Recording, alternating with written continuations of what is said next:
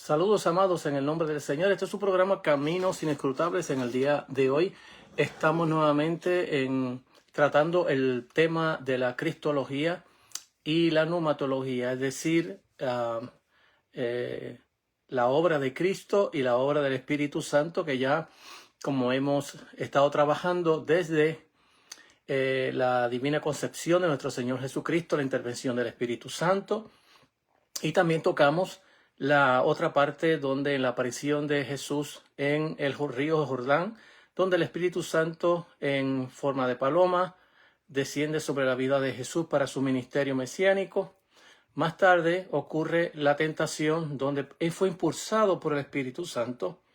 Terminando la tentación, Jesús sale en el poder del Espíritu Santo para hacer milagros, maravillas, resurrecciones y todo ese conglomerado que encontramos en los evangelios sobre los milagros de Jesús, las obras poderosas de Jesús hasta su muerte, resurrección. Y hoy vamos a estar tocando la parte de la ascensión de nuestro Señor y Salvador Jesucristo. Así que le invitamos a su programa Caminos Inescrutables, trabajando el tema de la cristología, y hoy será de hecho el último trabajo que estamos haciendo sobre la cristología. Como ya hemos dicho antes en otras ocasiones, ya tenemos todavía muchas cosas que recorrer dentro de la cristología, pero ya he decidido que este será el último trabajo que voy a hacer sobre la cristología. Quedaría muchísimo más para seguir trabajando con ello, como lo es los trabajos de Cristo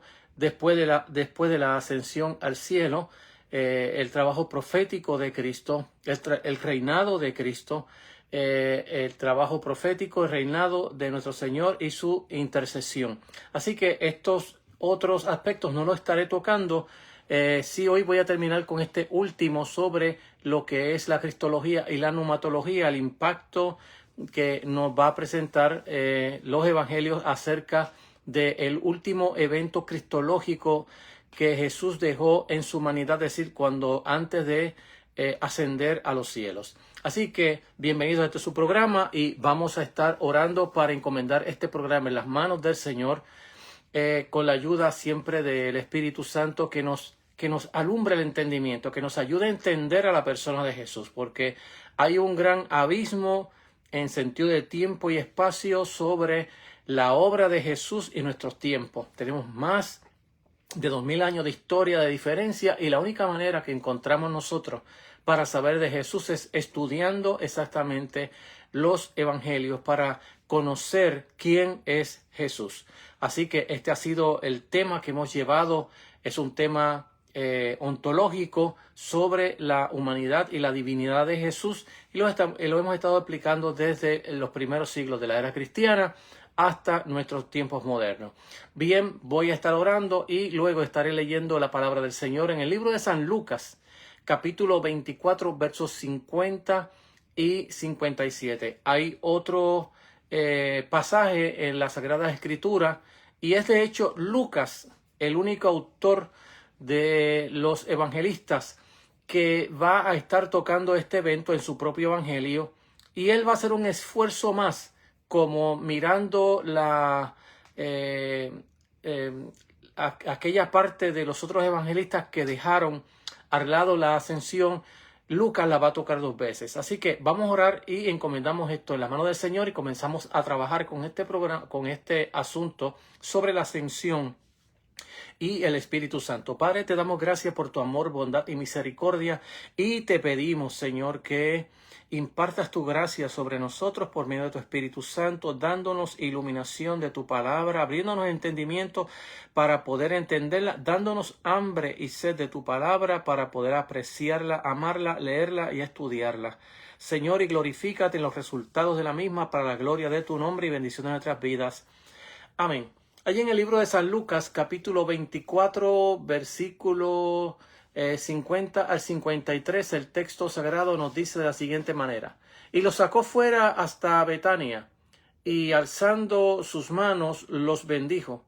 Y aconteció que, bendiciéndolos, se separó de ellos, y fue llevado arriba al cielo. Ellos, después de haberle adorado, volvieron a Jerusalén con gran gozo y estaban siempre en el templo, alabando y bendiciendo a Dios. Amén. Aquí así termina el libro de el evangelista Lucas, tocando la parte de la ascensión del Señor Jesús, y en ellos se van a ver varios elementos aquí en esta pequeña porción de ellos. Una, la separación de Jesús de sus discípulos humanamente. Tenemos que tener eso en mente si queremos ser claros a la hora de hablar de Jesús y la iglesia, porque de lo contrario estuviéramos pensando platónicamente acerca de la presencia de Cristo en medio de la iglesia. El texto nos dice, estoy en el verso 51, separándose de ellos, fue llevado al cielo. Lo segundo que vamos a encontrar aquí es la parte cúltica o la parte de liturgia, la adoración a Jesús antes de los escritos del Nuevo Testamento. Que esto es una otra evidencia interna del texto bíblico sobre la adoración de la iglesia temprana, la iglesia primitiva, acerca de la persona de Jesús. No fue como dicen los teólogos liberales que la adoración a Jesús se llevó a cabo siglos después, donde la iglesia quiso entronar a Cristo como si fuese Rey y Señor. La propia Biblia, y no solamente la Biblia, la historia que tenemos del comportamiento de la iglesia temprana era que la iglesia ya adoraba a Jesús antes que llegaran los teólogos y filósofos a explicar la fe cristiana, a hablar de las doctrinas que hoy nosotros conocemos y que estudiamos todo el tiempo. Ya la iglesia adoraba a Jesús como Señor. Y luego nos habla del retiro, de ese retiro de Jesús y de ellos, del lugar donde se dio la ascensión al cielo, hablando de que la iglesia siempre estaba en el templo adorando al Señor. Esto, claro está, antes de la destrucción del templo de Jerusalén, donde la iglesia seguía adorando y glorificando el nombre del Señor. Bien, voy a estar dando una introducción de lo que voy a estar hablando o explicando sobre la ascensión, y quiero darle más énfasis ahora a la ascensión que a la persona del Espíritu Santo, ya que cuando miramos, por ejemplo, los pasajes bíblicos que nos encontramos, ya allí hablé sobre el Lucas capítulo 24, de verso 50, pero también en el libro de los Hechos de los Apóstoles, y en el capítulo 1, se nos vuelve a repetir la ascensión. Por ejemplo, en el verso capítulo 1 del libro de los Hechos, quiero leerlo también porque es importantísimo. Primero, porque dentro de la teología liberal se ha tratado de que tanto la resurrección y la ascensión al cielo sean aspectos metafóricos dentro de la fe cristiana. Entonces es importante escuchar a los evangelistas que nos están narrando y la diferencia que ellos están mirando sobre lo que es la resurrección y la ascensión. Entonces, dice el texto bíblico, a la gloria de Dios, entonces los que se habían reunido le preguntaron diciendo, Señor, ¿cuándo restaurarás a Israel en este tiempo?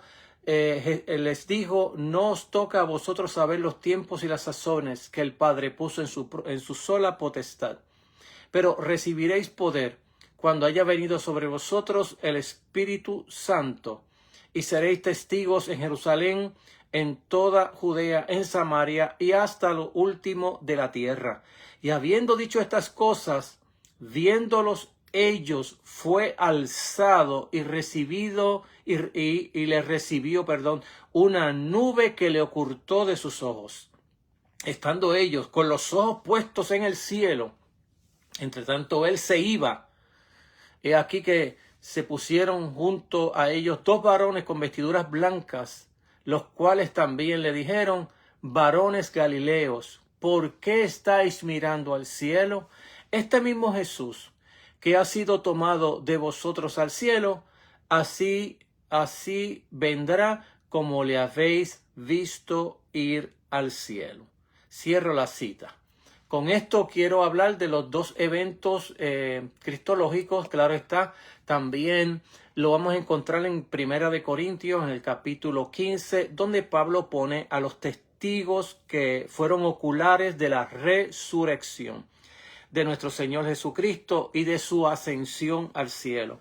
Entonces es importantísimo mirar estos tres eventos que encontramos en las Sagradas Escrituras, uno en los Evangelios, el otro en el libro de los Hechos y el otro en el Primera de Corintios, capítulo 15, donde Pablo nos va a hablar de los testigos. Cuando Pablo comenzó a hablar sobre la resurrección, que es el capítulo de hecho más largo que Pablo va a usar para explicar la resurrección, con el problema que se tenía de la resurrección en la ciudad de Corintio o en la iglesia de Corintio.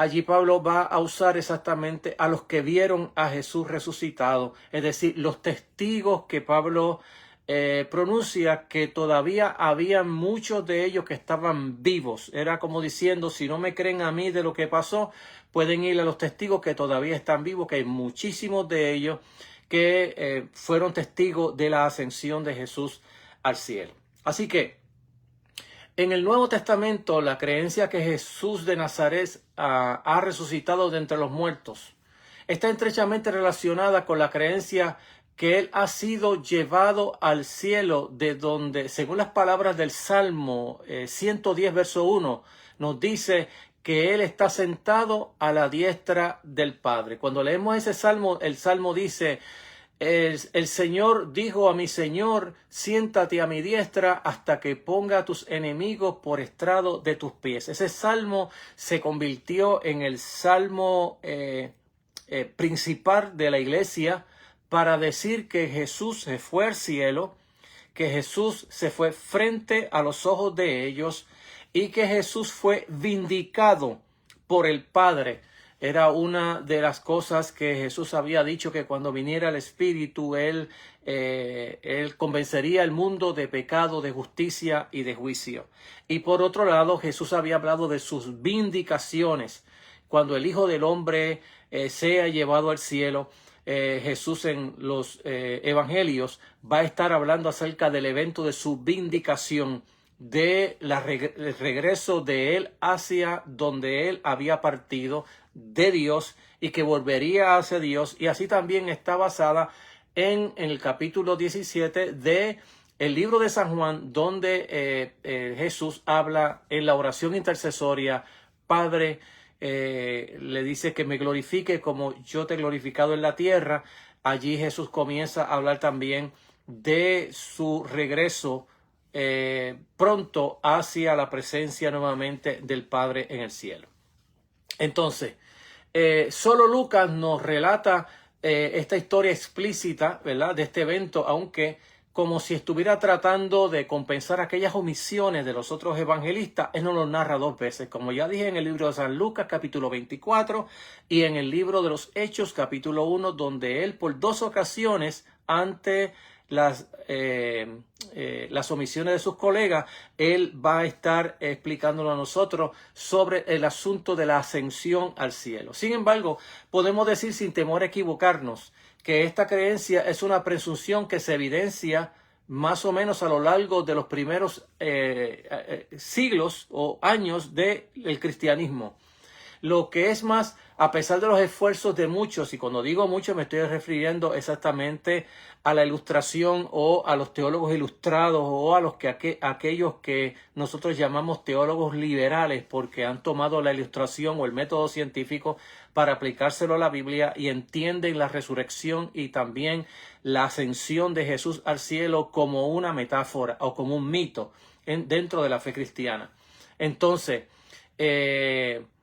no podemos, es imposible colapsar la ascensión en la resurrección o viceversa. Es decir, como que ambos eventos son lo mismo dentro de la fe cristiana. Y en la Biblia hay una gran diferencia entre lo que es la resurrección y otra cosa es la ascensión. Y aunque la ascensión es poco lo que se predica en los púlpitos, hoy yo quiero estar hablando un poco más de ella con mucho más lujo y detalle para hablar sobre este evento tan importantísimo dentro de la fe cristiana. Y de hecho son de los tres tipos que ya dije al comienzo, que no voy a hablar de ellos, pero sí están hablando de los oficios de Cristo exactamente después de su resurrección, su ascensión al cielo.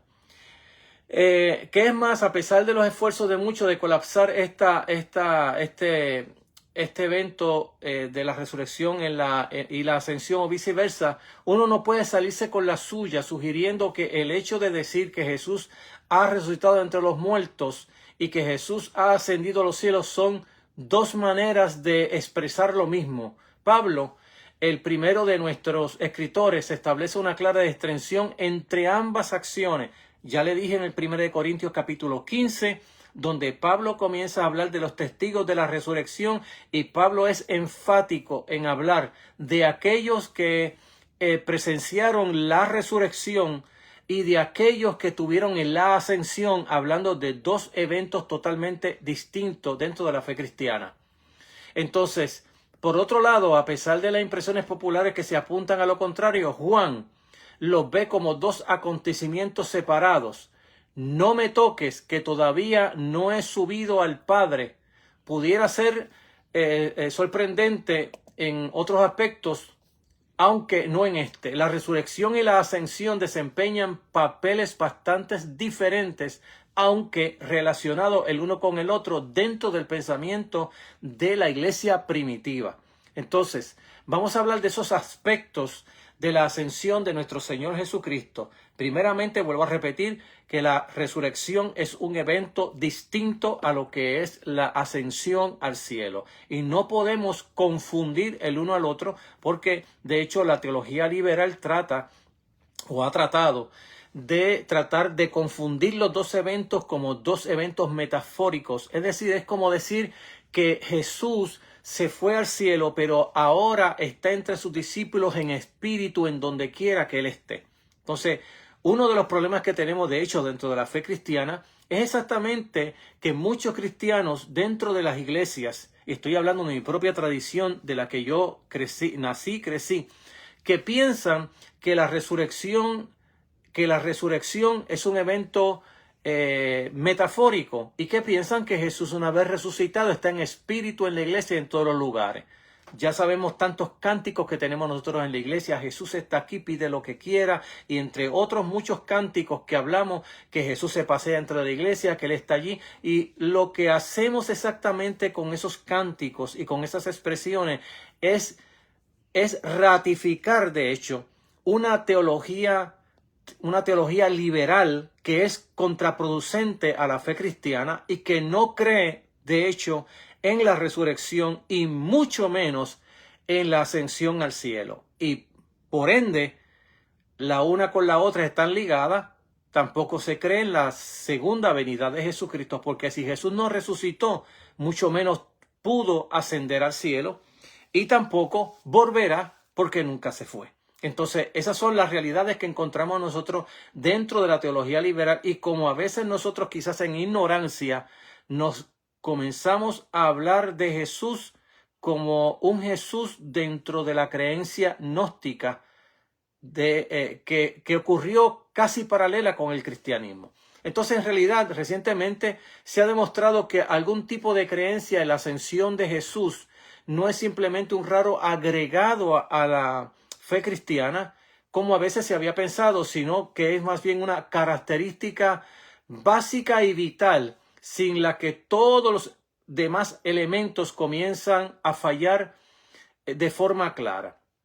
El trabajo, de hecho, magistral de Ascensio Ecclesia, el profesor Douglas Forer de la Universidad de McGill, revisa la totalidad de los pensamientos del cristianismo, de la fe cristiana en los primeros siglos de la fe cristiana sobre este tema, y nos demuestra que en muchos casos en que se ha ignorado y se ha desatendido la forma errónea de la ascensión, se puede apreciar claramente un deslizamiento hacia ideas y prácticas confusas e incluso peligrosas. Algunas personas persisten e insisten en que Jesús debe haber realizado algún despegue en forma vertical, a pesar de que saben que no está viviendo ahora en algún lugar del espacio sideral. también, a pesar de que el despegue vertical desde una parte del mundo, de la Tierra, sería un movimiento descendente por causa de cómo se estructura la Tierra.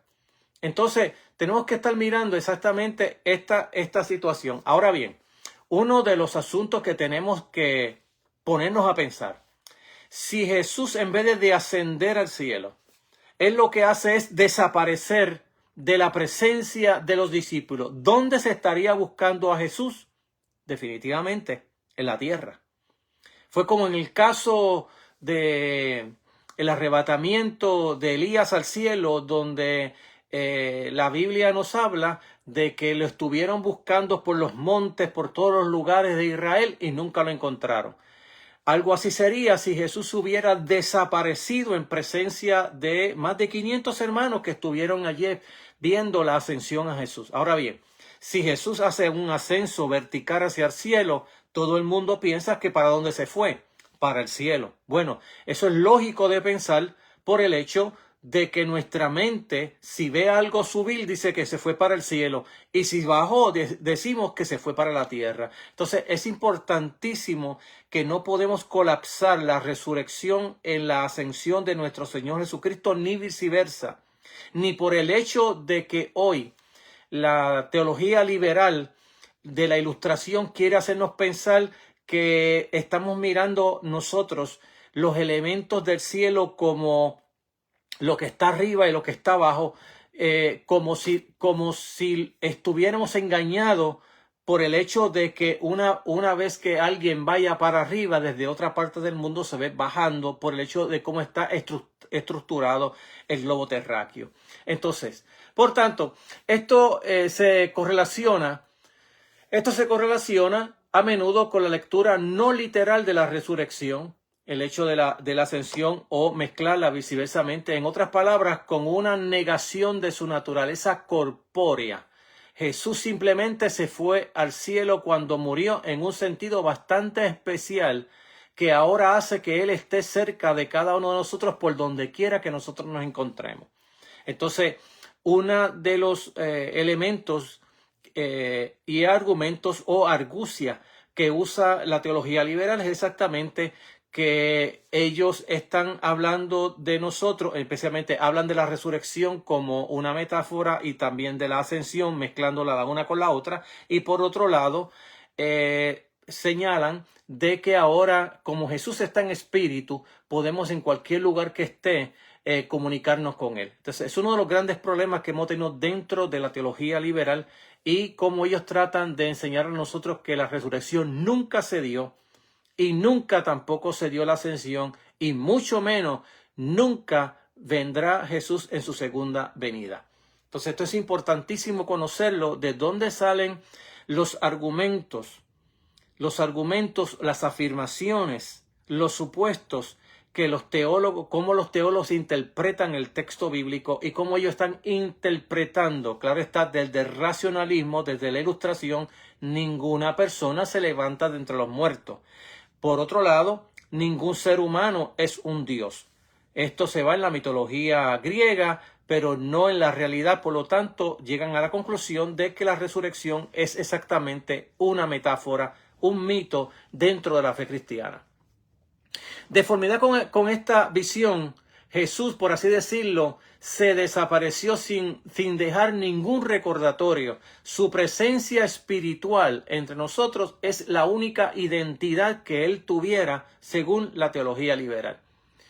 En este asunto, claro está, cuando hablamos de la segunda venida, esto solo sería también una metáfora de su presencia en el mismo sentido y terminaría a la larga de pregnarlo todo. Así que esta es la conclusión donde termina exactamente la teología liberal, hablando sobre el tema de la resurrección, la ascensión y la segunda venida de Cristo.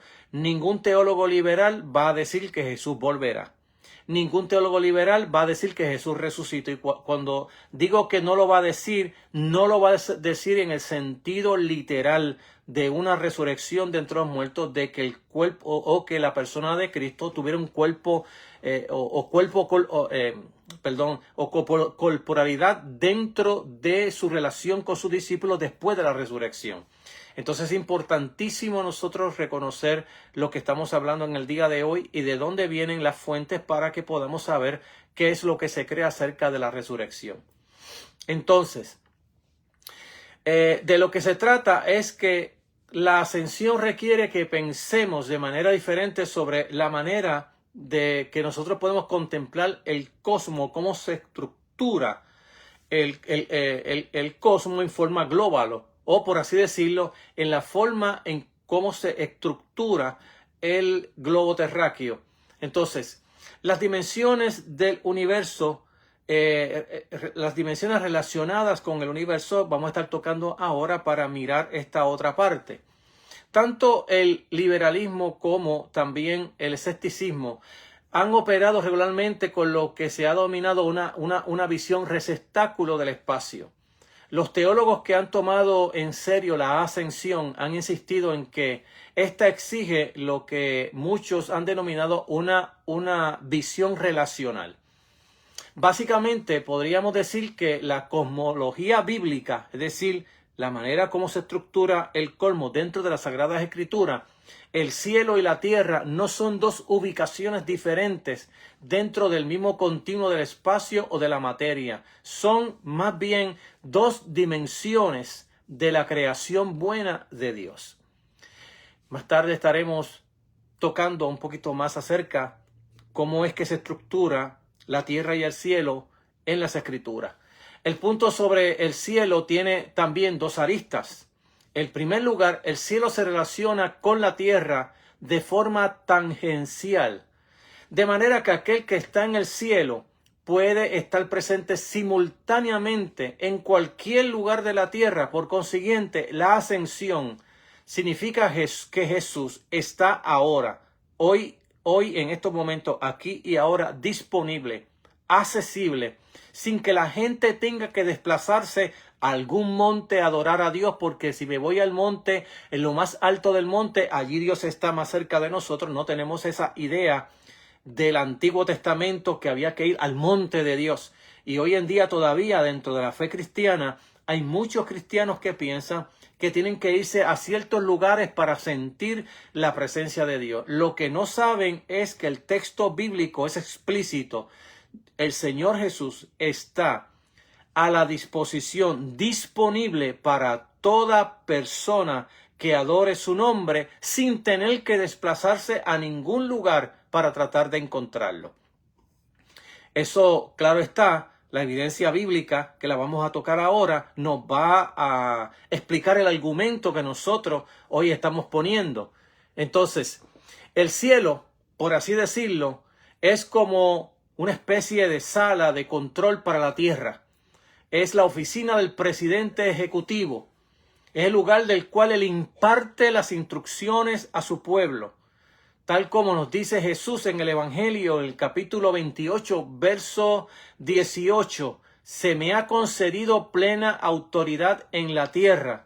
Entonces, allí el texto explícito del Nuevo Testamento, Mateo capítulo 28, verso 18, Jesús dice, se acercó y les habló diciendo, toda potestad. Entonces, cuando Jesús resucita de entre los muertos, le dice a sus discípulos, toda potestad me es dada en los cielos, en la tierra. Es decir, Jesús le está diciendo a sus discípulos, hoy yo estoy a cargo de la función del cielo y de la tierra, y no solo en un futuro final, sino también en el presente hoy. Es interesante la manera como cuando Jesús comienza su predicación, comienza exactamente hablando de la buena noticia, de la buena noticia, la buena noticia, y la buena noticia es que el tiempo se había cumplido. Y en su resurrección, Jesús reitera exactamente el poder que se le ha concedido por la resurrección de entre los muertos del cielo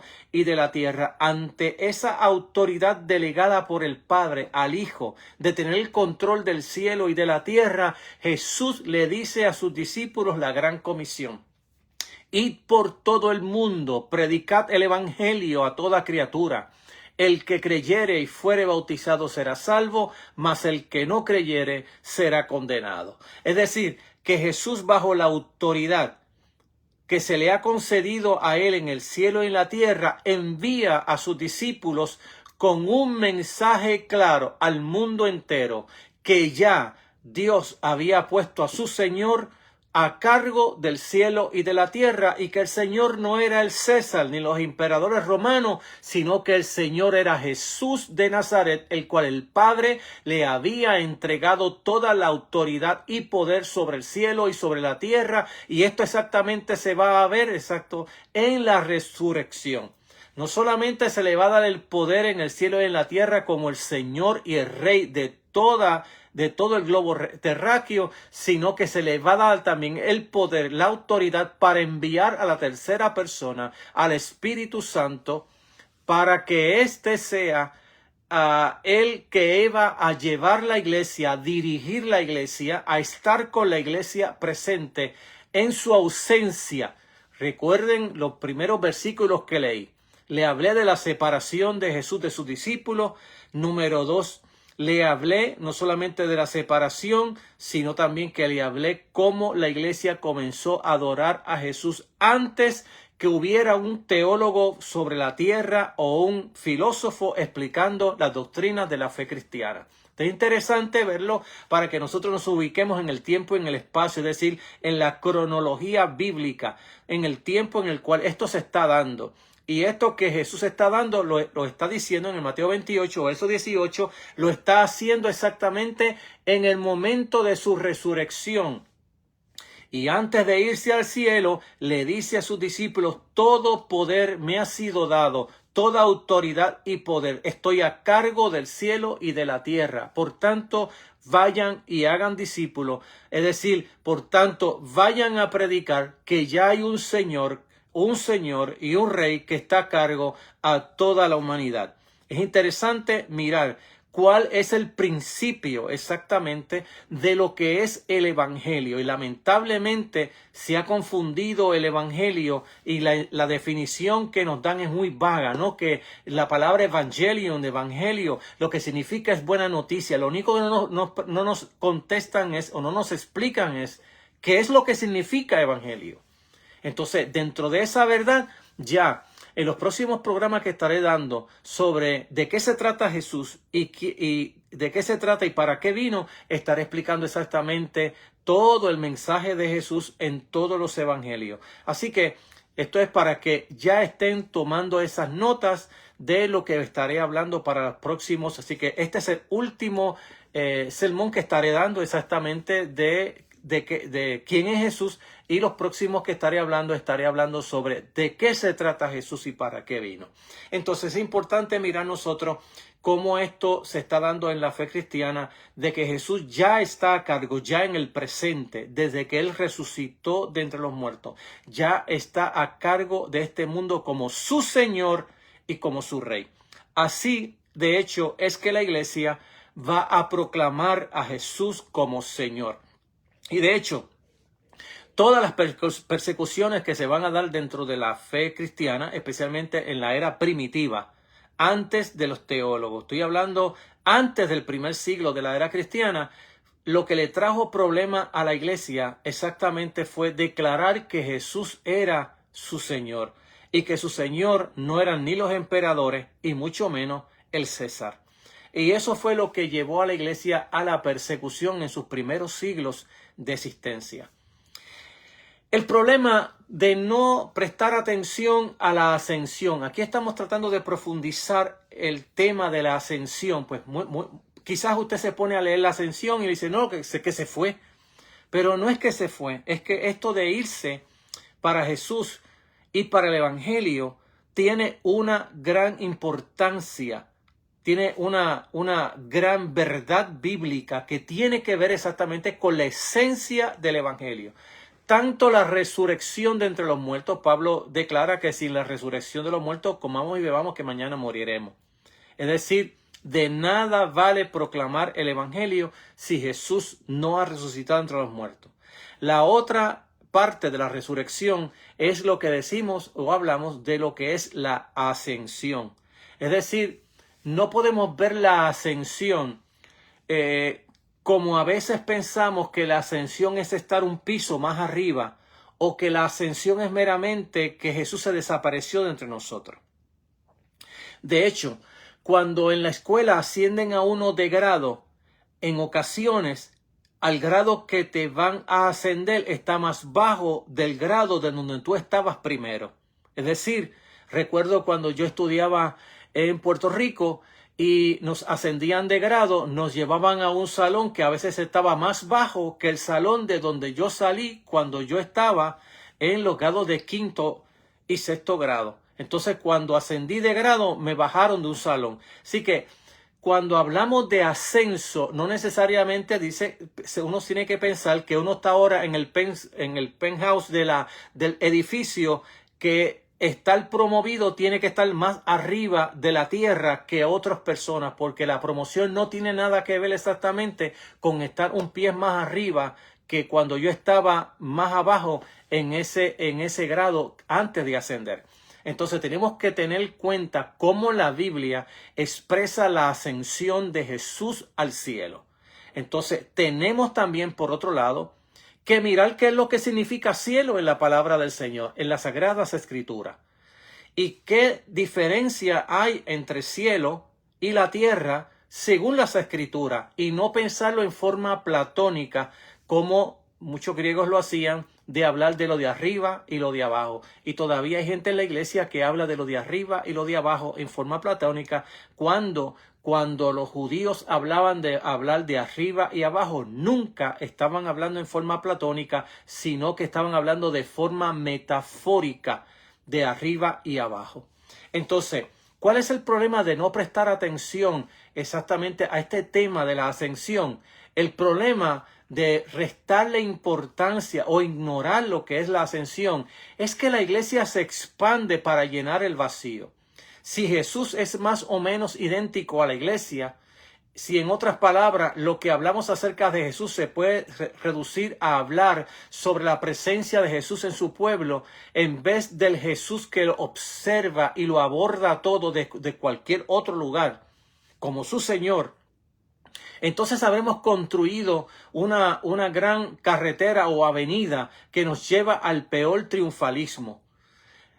Esto es, sin dudas, hacia lo que siempre ha tendido el liberalismo inglés del siglo XX, al hacer un compromiso con el racionalismo, con la ilustración, y tratar de sostener que la conversación sobre la ascensión es verdaderamente la conversación sobre Jesús que está por doquier entre nosotros.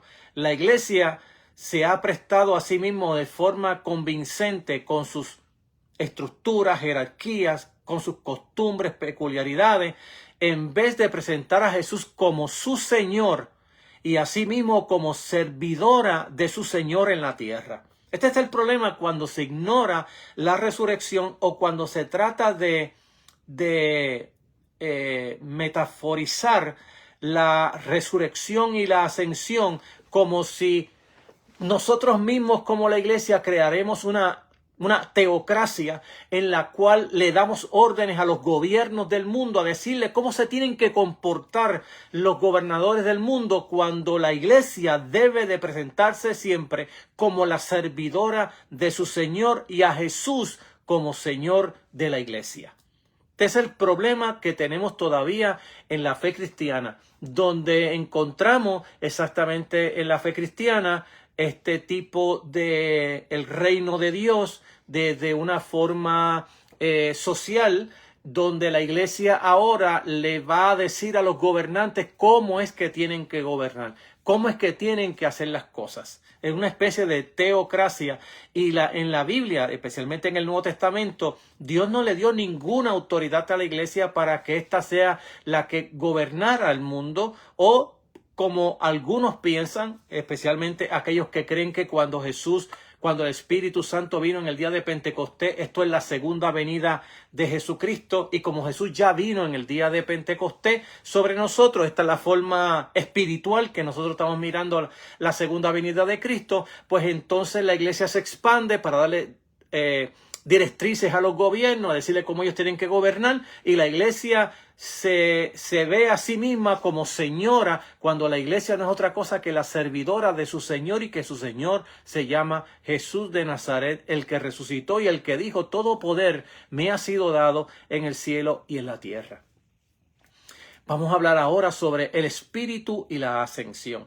Tenemos que ver que, como nosotros estamos hablando sobre la cristología y la pneumatología, es decir, la persona de Cristo y la persona del Espíritu Santo en el ministerio terrenal de Cristo, desde su nacimiento o su divina concepción hasta su resurrección y su ascensión al cielo, que la hemos estado mirando, no hay en la Biblia un texto explícito, pero tampoco lo hay de forma explícita, que nos aborde el tema de la ascensión de Cristo como uno de los eventos cristológicos más importantes, pero que a la misma vez nos hable de Cristo y del Espíritu Santo como que el Espíritu Santo estuvo allí. O sea, no hay ningún versículo en el Nuevo Testamento. Ya los tres eventos escriturales ya se los di al principio. Uno en el libro de San Juan, Lucas, capítulo 24, capítulo 1 del libro de Hechos, y el capítulo 15 del libro de 1 Corintios. Son los tres pasajes que nos hablan a nosotros sobre la ascensión, sobre los testigos que estuvieron allí en la ascensión y cómo Jesús ascendió en presencia de ellos al cielo. Ahora, hay algo bien importante en la ascensión, porque la ascensión exactamente va a ligar, por así decirlo, el Salmo 110, verso 1. Dijo el Señor a mi Señor: siéntate a mi diestra hasta que ponga a tus enemigos por estrado de tus pies. Es decir, que cuando nosotros vemos la obra de Cristo y vemos el ministerio de Cristo y para qué Cristo vino, y de qué se trata Cristo y para qué vino, vamos a ver esa obra ya en el presente, ya sí, pero todavía no. Es decir, vamos a ver a Jesús como su Señor, sí ya, pero que todavía no está culminada esa obra de Cristo, porque esa obra de Cristo tiene una segunda parte, que es lo que llamamos nosotros la segunda venida de nuestro Señor Jesucristo. Es decir, que cuando Jesús hizo su obra salvífica en la cruz del Calvario, fue vindicado por el Espíritu de Dios y por el mismo Dios, llevado al cielo. Esta es una de las vindicaciones que vamos a encontrar. De hecho, la resurrección habla y nos trata exactamente de la vindicación de que aquel Jesús que decía que yo descendí del Padre, yo estaba con el Padre, yo y el Padre uno somos. Yo descendí del Padre, yo cuando estaba allá, antes que Abraham fuese, yo soy. Esa vindicación la vamos a encontrar exactamente en el capítulo 7 del libro de Daniel. Ya en el libro de Daniel, la Biblia nos va a presentar a ese Hijo del Hombre que va a estar siendo vindicado ante los animales o las bestias que están representadas allí, en ese libro. Y nos hablan cómo estas bestias quieren destruir al Hijo del Hombre y cómo el Hijo del Hombre luego sale venciendo, y luego se hace un juicio donde el Hijo del Hombre es exaltado por encima de las bestias. Es lo mismo que vamos a encontrar en la persona de Cristo cuando dice: cuando el Hijo del Hombre sea levantado. Estaba hablando de su vindicación, exactamente de su ascensión. Es decir, que miramos a nosotros, estamos mirando este evento de la ascensión desde el punto de vista cristiano y cómo se está dando y qué está pasando en la vida de Cristo en esta ascensión, y qué pasa también ahora con la vida de la iglesia acá abajo en la tierra, con el Cristo exaltado por la gloria de Dios, como dice Pedro en el capítulo 2 del libro de los Hechos, cuando se derrama el Espíritu Santo. Pedro, allí comienza a predicarle a los que habían venido para celebrar la Pascua y Pentecostés.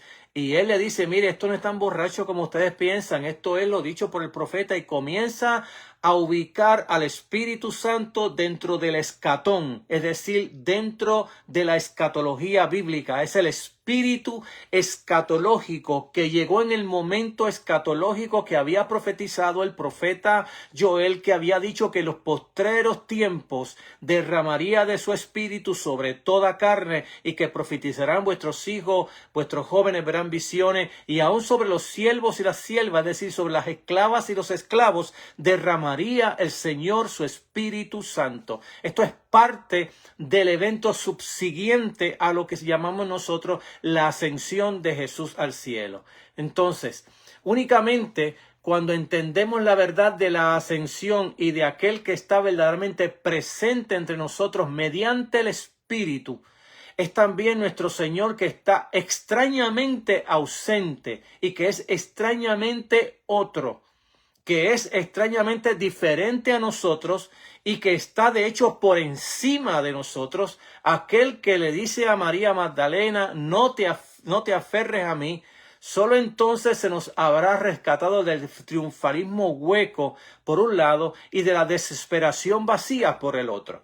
Solamente cuando nos aferramos y celebramos el hecho de que Jesús se ha adelantado a nosotros para ir hacia el espacio de Dios, hacia el mundo de Dios, y que está ahora gobernando desde este mundo, desde el cielo de Dios a este mundo actual rebelde como su verdadero Señor, también está intercediendo por nosotros, que es lo que habla exactamente el libro de Romanos capítulo 8, cuando dice que Dios nos ha puesto todas las cosas a nuestro favor, Dios está a favor de nosotros, también lo está Cristo porque nos envía a su Hijo, muere por nosotros e intercede por nosotros y también ha enviado su Espíritu, del cual clamamos Abba Padre. Es decir, todo el cielo está a mi favor en el tema del señorío de Cristo sobre la vida de cada uno de los cristianos.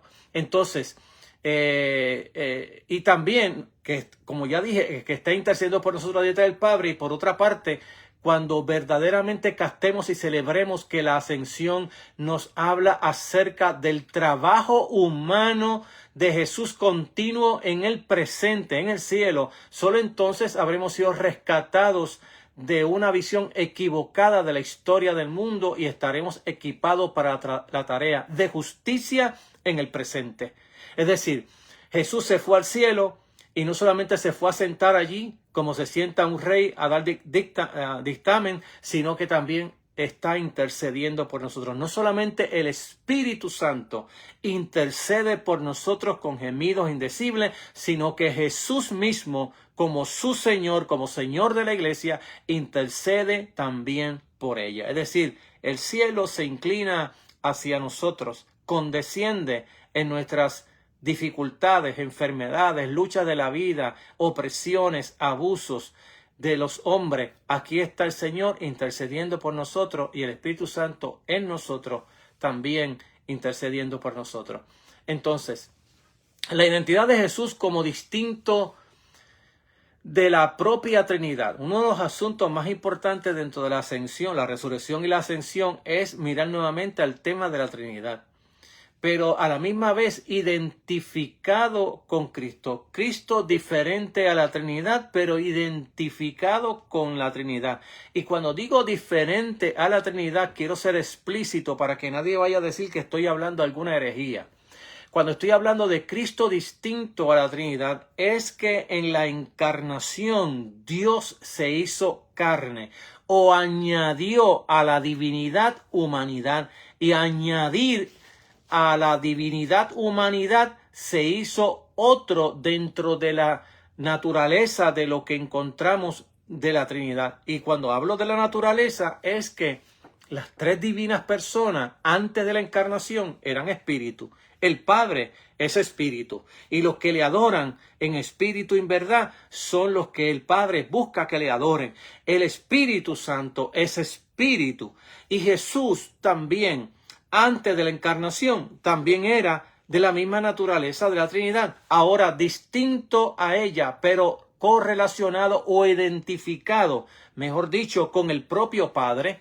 Por un lado, Él simplemente no volvió a ser Dios de nuevo y luego en su vida en la tierra, y el Espíritu por el otro, el Espíritu Santo, el Jesús que está cerca de nosotros y con nosotros mediante el Espíritu, siendo el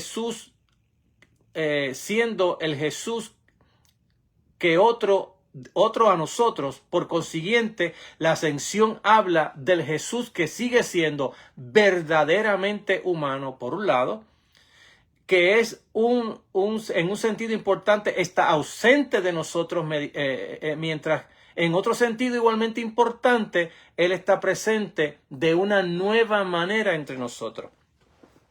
Entonces, este juego de palabras que estoy hablando, le estoy hablando por un lado, porque Cristo, distinto a la Trinidad por el hecho de que le añadió a la divinidad humanidad, pero relacionado o identificado con el Padre, por un lado, diferente a nosotros por el hecho de la resurrección y la glorificación, se hace distinto a nosotros, ausente por un lado de nosotros porque se fue y se sentó a la diestra del Padre. Yo no puedo decir Jesús está aquí, pide lo que quiera o pasa por aquí, Señor, porque es imposible cuando Él está sentado a la diestra del Padre. Ya no sería una primera venida, sino que ya tuvieran millones de venidas a la tierra. Entonces, Jesús por un lado ausente de nosotros, pero presente por el Espíritu Santo con nosotros. Lo que hace la presencia de Cristo en medio de nosotros es la persona del Espíritu Santo. Cuando Jesús dijo, yo me voy, pero no los voy a dejar huérfanos, voy a enviarles al Espíritu Santo. Entonces, este asunto, el Espíritu, que es el medio mediante el cual Jesús está presente, el señorío de Jesús, el hecho de que ya haya un ser humano al mando y a cargo, llevando la rienda de este mundo, su intercesión presente a actuar por todos nosotros. Todo esto más allá, mucho más allá y por encima de su presencia entre nosotros, es mucho más aún esta presencia cuando nosotros hablamos de sentido de presencia, el cual indiscutiblemente va y viene con nuestros estados de ánimo y de circunstancia. Porque cuando nosotros miramos la palabra presencia y miramos qué es lo que significa presencia, nosotros exactamente en nuestros estados de ánimo y circunstancia, esa noción que tenemos de presencia comienza a equivocarse. Bueno, si estoy bien en salud y me siento bien en la iglesia, siento su presencia. Pero ¿qué pasa cuando no me siento bien en salud? Tengo algún problema, alguna circunstancia, alguna situación difícil en la vida y en esta ocasión no siento su presencia. Entonces, cuando hablamos de la presencia de Jesús, tenemos que mirar esa presencia mucho más allá de lo que son nuestros estados de ánimo y de circunstancias y situaciones, casetos de la vida que nos pasan a cada uno de nosotros. Cuando decimos que Jesús sigue siendo humano, en realidad sigue siendo un humano con corporalidad, y más aún, un humano con una corporalidad más sólida que la nuestra. Aunque ausente en este mundo en el que vivimos, en efecto, lo que necesitamos es una nueva cosmología y que también sea mejor, así como también una nueva y mejor manera de pensar acerca de este mundo, mejor que aquella que nos ha entregado o nos ha delegado esta cultura en la que nosotros vivimos y nos ha delegado también la cultura posterior a la Ilustración, es decir, lo que hablamos de el posmodernismo. Tenemos que recordar que cuando la Biblia habla del cielo y de la tierra, no necesariamente está hablando de dos ubicaciones relacionadas entre sí dentro de un continuo del espacio y del tiempo, sino que más bien se refiere a dos tipos diferentes de aquello que podemos denominar espacio y a dos tipos de aquello que también denominamos materia, y también con bastante probabilidad, aunque esto no necesariamente se desprenda de los otros dos aspectos, dos tipos distintos de aquello que denominamos tiempo. Lo que les quiero decir con esto es que cuando nosotros hablamos del cielo y de la tierra, tenemos que mirarlo no meramente en espacio y tiempo, sino que hay que mirarlo en sentidos de lo que hablamos materia o probablemente también en un sentido distinto de tiempo.